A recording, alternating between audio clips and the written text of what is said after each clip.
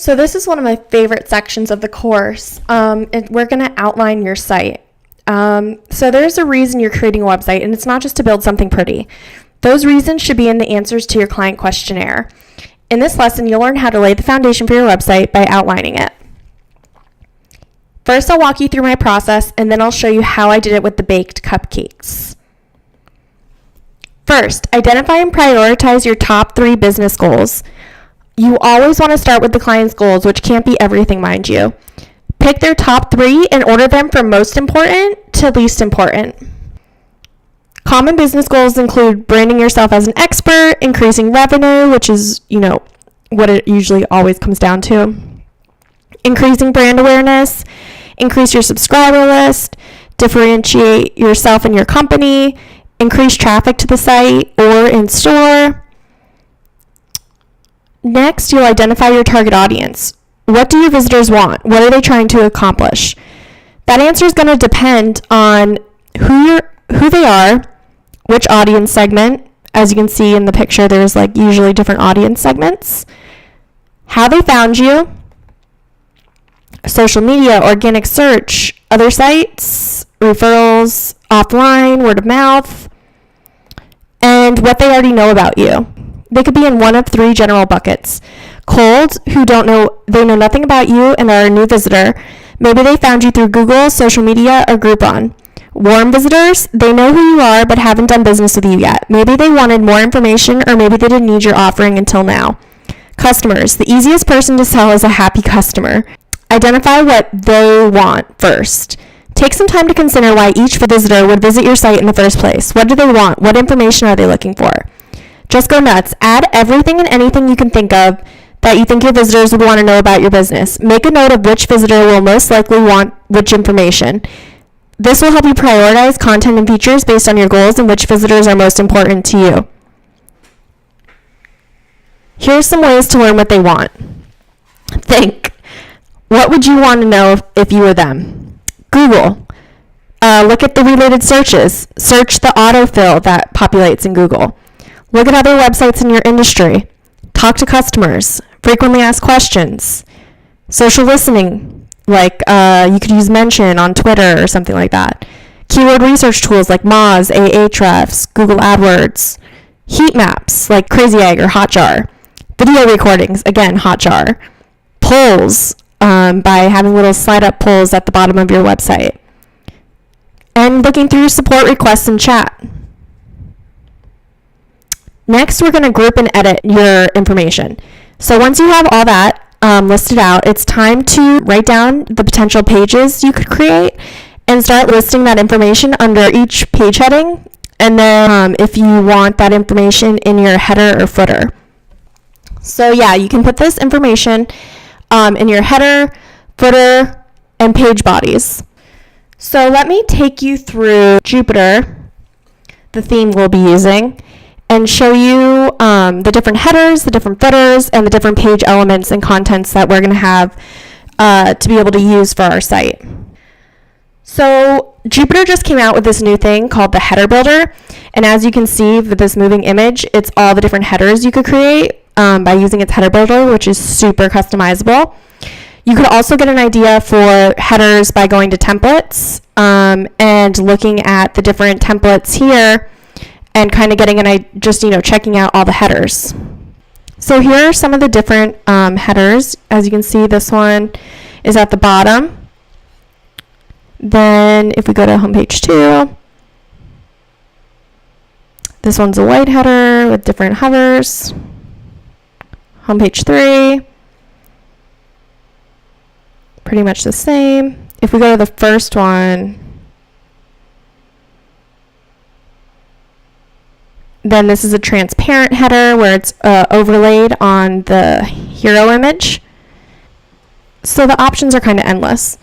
Okay, so if you hover over elements, you'll see this big drop-down menu or mega menu. And I'm just going to walk you through some of the options you have for page elements for your pages. So there's accordions and toggles. Oh, so this right here, this pink and purple thing is the page title, which we're going to be turning off throughout the site because I think it's ugly. Or if you want to keep it, of course you can. But just so you know, yes. And this is a breadcrumb, what I'm hovering over, home, short codes, accordion. It shows like where you are within the site and how you got there. So, it'd take us back to short codes. Then animated columns. Oh, I didn't even show you the accordions and toggles. So these are accordions and toggles. They basically, expand like an accordion, which is hence their name. I don't think they're very pretty. I do use them on my site, but that was because I was limited on time. And but usually I don't use them. Animated columns. See how they like move? This is why they're animated.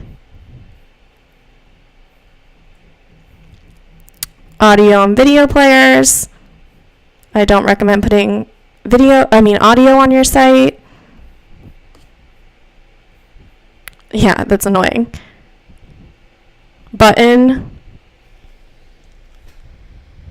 So these buttons don't really do the buttons justice. They made ugly ones, but they're actually really customizable and pretty good. And you can like change the hover effect and all that stuff. I don't really love the sliders. I don't usually use them. Client. You could also just use the image box for this. There's no reason to really use a special thing unless you wanted to change the colors.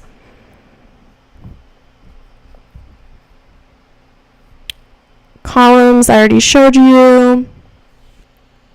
Contact form is going to be important probably. These are the different contact forms. And you can change the colors and stuff. Then the custom box is pretty important to me sometimes. You can create your own custom boxes, which again, these are ugly, but you can usually, do a lot with them and make them pretty. Yeah, like look at that. Ugh. The countdown and milestones is pretty cool. So you can have an event countdown by just, setting the date it launches or whatever. Milestones for like clients and stuff like that. Dividers. Here's some different divider lines that you can use. Employee. So if you hover, you'll see like the social media. I like these that change the color. I think they look really nice.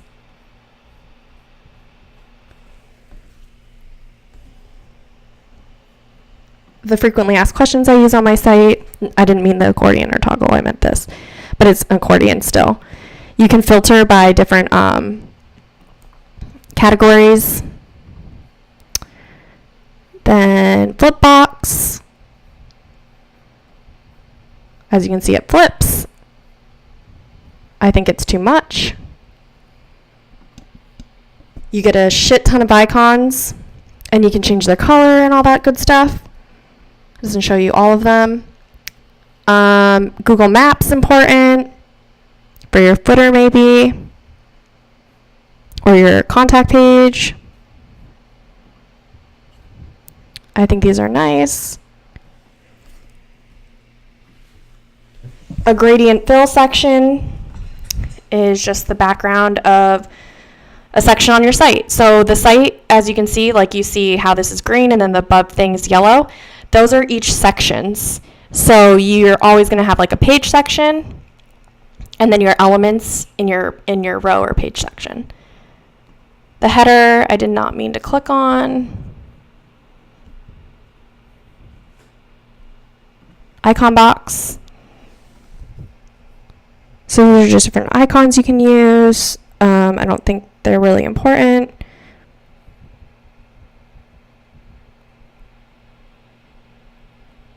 Image switch is really cool.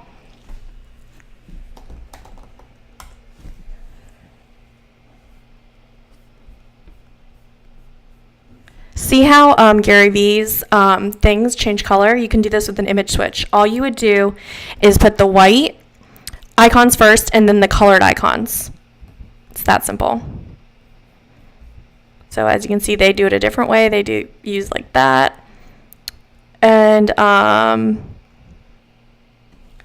the pricing and data tables are pretty nice. I don't really use the tables. I find them complicated. Pricing builder is just more customizable. You can do way more colors and stuff.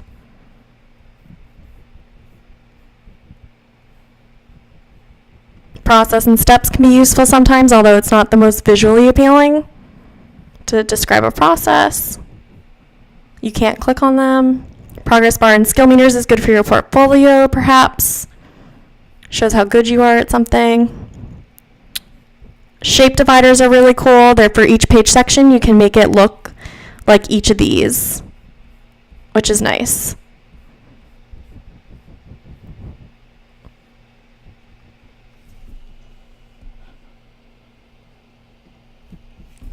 Testimonials. Now again, you don't have to use the testimonial thing. You could just use a few different elements to make this, because I'm not really in love with the testimonials the way they are.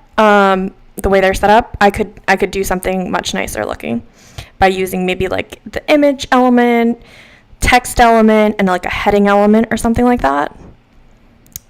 And then went over typography in another video. So yeah, I would go through all of these yourself though and check them all out and see what you like. Take a look at their pages, get an idea for them. Just try and go through all of this and get an idea for what is at your fingertips. Now you should filter down your list and cut the extraneous pieces of information. You're going to do this because you don't want to overwhelm the visitor and give them too many options. You should ideally have one action per page, although this can be difficult sometimes. It also ensures your most important goals and objectives are met. So ask yourself which pieces of information are must-haves and cut accordingly. Here's an example of Baked. This is my Hack Together logo. So let's see how I did my outline.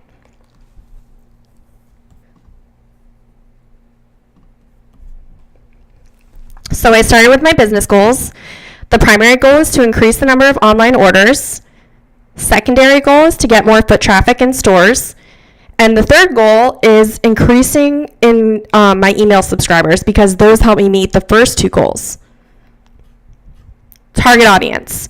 So my target audience is millennial parents and high school kids, but I'm mainly going to focus on the millennial parents since my goals are increasing foot traffic, email subscribers, and online orders. Kids aren't going to be ordering online. They're going to be coming in the store after school and doing their homework.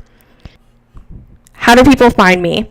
Social media, organic search, Groupon, offline, direct traffic, word of mouth. Where are they in the buying cycle? Again, it was the cold, warm, and hot. So what do visitors want? I kind of divvied up my information based on who they were, but you don't have to do this way as long as you just know which ones for which, because I do have overlapping content. So let me just take you through what I think my visitors would want. And again, remember this overlaps sometimes. For my cold visitors, the testimonials or reviews, they need proof. If someone's buying cupcakes online, they definitely want to read reviews to make sure they're good. Past work, proof. New visitors would want to know what type of custom designs I've done and what we can do, what we're capable of. They'd probably want to know why our cupcakes are better, our differentiator. I definitely want to know why your cupcakes are better than everyone else's. A cupcake isn't just a cupcake. Maybe I'm interested in how many calories it has. Maybe I'm interested in the most delicious one. Maybe I'm interested in buying from someone who really knows their shit. I don't know. But I think they'd want to know the differentiator. They'd want to know the team maybe, as proof, who's baking these cupcakes? What's their story? Do I trust this person? Does the team look like they can do a good job? Do they have achievements? Maps, because they don't know where we are, and cupcakes aren't expensive, so people will likely come in and buy right away or buy online right away if they're local maybe. I need to have all my cupcakes on the website, obviously, because those are my products, or a menu. How we make our cupcakes, because maybe people have allergies or something like that, which could be for any visitor. Press center, blog, because people will likely find us from our organic search or other places by having a blog. If we list the best cupcake recipes and stuff like that. That would be one way they might find us. Warm visitors would want to know like must-know information like store hours, locations, and directions. Customers would probably maybe want to know that sometimes. I don't know. Like I don't know store hours for places I've been before. Cupcake flavors, cupcake ingredients, cupcake ideas and inspiration for custom designs. Cupcake calories was really popular when I Googled. How it works. Prospects will want to know how the order online process works. Cupcakes aren't expensive, so they could very well buy right then and there if I clearly and compellingly detailed this process. Maps, again, all cupcakes again, story, mission, contact form, how order online works. I mentioned that already. Custom designs, hot visitors. They would probably want to know the class schedule. Current customers might want to know when the cupcake class, what classes are going on this week. Coupons and discounts. Current customers may want promotional offers, which I'd save for email, so they probably want to see an email subscribe form to stay up to date on those.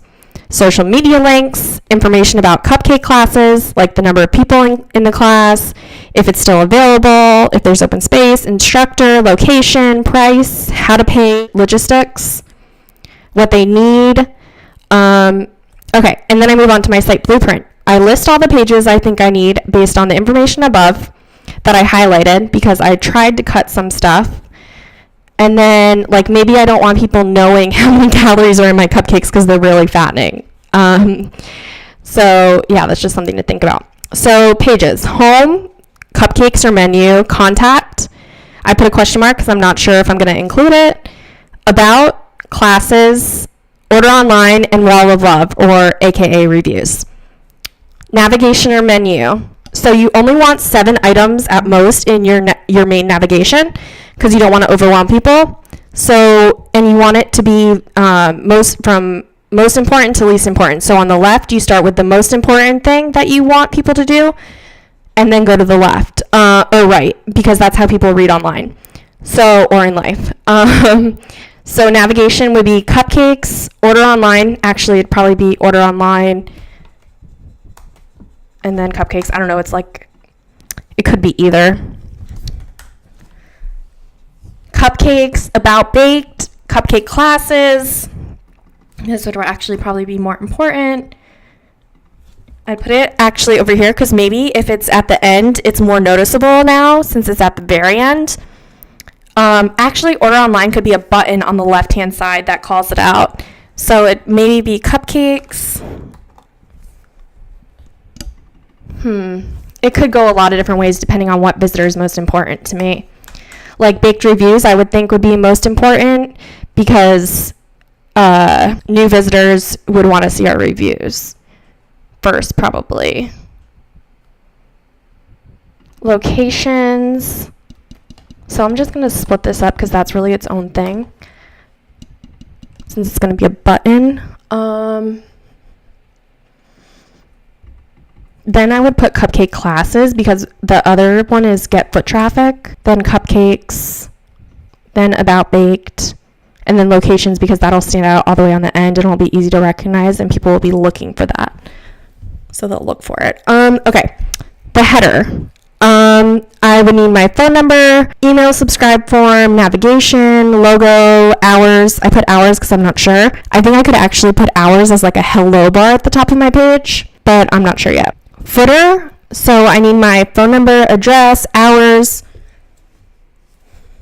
email subscribe, I'm unsure, Google Maps for SEO purposes, page list, or my sitemap, social media links, and then subfooter like copyright 2018, blah, blah, blah, and then made by Lauren with a hyperlink to my name so I get more clients. And then, okay, so page content. So now what I'm going to do is list out all my pages, and then I'm going to put what I want on each page. So for cupcakes, I want a header, 9 cupcakes, a cupcake pic, title and button for each one. I'm unsure of the button, so I put a question mark, and then a custom order link or call to action, order online. I write out the form, and then I write, like each each field that I need. Choose location, delivery, pickup, blah, blah, blah. I'm not going to go through that whole thing. So I don't waste your time. And then header with key information, cancellation policy, how it works, about baked. And as you can see, I just went through and wrote the information that I needed on each thing for each page.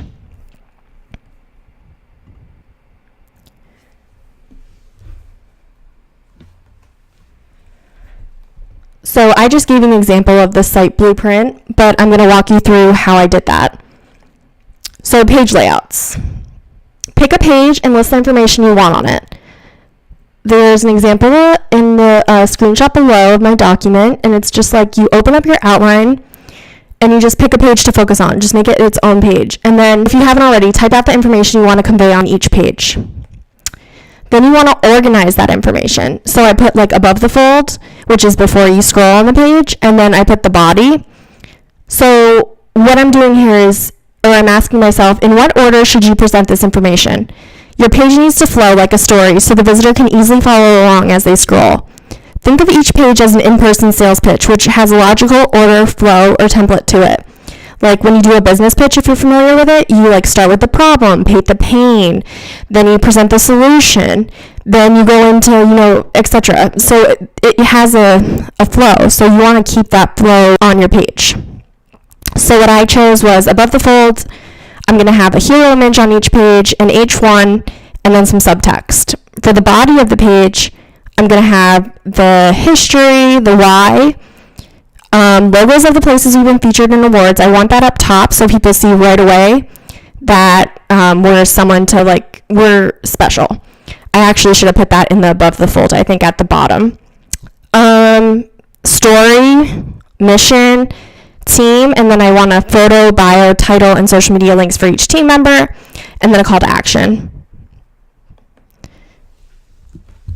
Next, I'll grab a piece of paper and pen, and I'll sketch out what I think the page should be laid out, like with just blocks. This is what mine looks like. It's beautiful, right? I know. Don't worry about the nitty-gritty. Just draw out some placeholders like I did above. And of course, you'll probably start getting design ideas the further along in this process you get. Use the Platforma wire kit I linked to below to inspire designs if you get stuck. And use the Jupyter templates.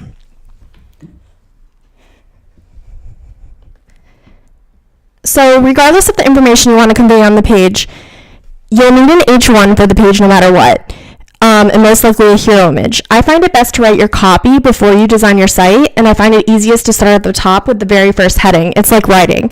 If I can write the lead, then I can write out the rest of the post. But if I can't write the lead, then I'm fucked until I can. Your heading is so important. It's the first thing people see, and so it's got to be compelling enough to keep them scrolling down the page to your CTA. Call to action.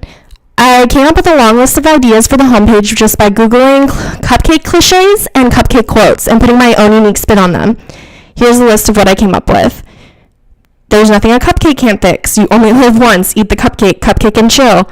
All you need are cupcakes. Stop hating, start reading, blah, blah, blah. As you can see, I came up with a bunch. You want to come up with a bunch so you have options, and this way you'll get the best headline. This is what I decided on. Keep your client's goals in mind. As you do this, picking a single action you want visitors to take once they arrive on that page. Make sure your headline sets the stage for that primary goal. My client's goal is to increase foot traffic and online orders. Because Valentine's Day is around the corner, fucking kill me, and because I'm targeting millennials, I decided to go with cupcakes and chill. There's also a really good resource I linked to below, the Copy Hackers formulas. It's like gives you a list of a shit ton of headings and formulas. It's amazing. It's helped me through so many site designs. Some tips. So think in columns. These are all the column options you'll have with Jupyter, which is like where your elements will go. As you can see, there's towards the bottom, there's 6 small columns, which might be good for features. You have 2 main columns, which is good for headers sometimes. The second one's good for headers sometimes. The third's good for features, and so on and so forth. We'll learn more about this in another video. No one wants to read big chunky paragraphs without visuals and keeping it interesting. White space will keep you from overwhelming people as well. So break up your text and keep a lot of white space. Like, see how Drip does? This is one page. They keep it consistent but different. Like, they break it up by doing the image first on the left, on the right, and then they go on the left, and then they go on the right, and then they do a different format once you get to, like, the 5th section and the 6th section, and so on. But keep it consistent at the same time. So Wistia has, like, all these different pattern footers that are in their color palette at the bottom of every page if you look, and I think that's really, I really like it. You should do the same with your headers. Now let's review Platforma, the wireframing kit I gave you a screenshot of. So here's some call to actions, which are going to be important. They're pretty basic. There's usually a button, a header, an H2, and then some subtext. Sometimes you'll want to put some proof, like logos at the bottom. Maybe you want someone to follow you. That's a call to action. You could have multiple call to actions, which I don't recommend unless it's like you have to choose. So download the app. Then there's testimonials. Now, even though Jupyter doesn't have testimonials that really look like this, you could put them together somehow, I think, with the different elements.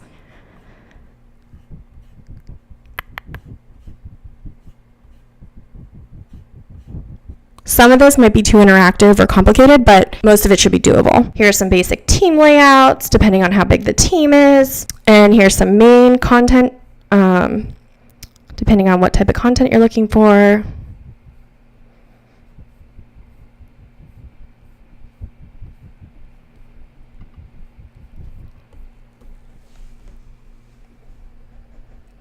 Here's your features or benefits for, like, a bunch of different things.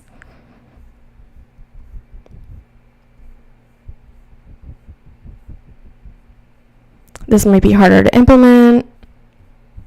I have no idea how we'd implement that without coding. Here's some footers for you to take a peek at. You could combine two of these and have just a large footer. And a footer isn't just a dumping ground for information. Like, make sure it's organized. Email subscribe forms. There's usually, either they're horizontal or vertical, depending if they have a lot of fields. But it's pretty simple. Then the headers should be really helpful, but you could also consider for page content layouts. I usually think buttons up top are kind of hard to do because people are just getting familiar with your site and you're already asking them for something, even though I do it. So yeah, it's just something to consider. A lot of these headers are pretty good. And you can mix and combine elements, video background. We don't really have choice with the contact us, but you can kind of do the layout how they're doing it. Put the map here, put the contact form here, do that. Whew, that was a lot of information. So now you are finally ready to get into the back end of WordPress. Get excited!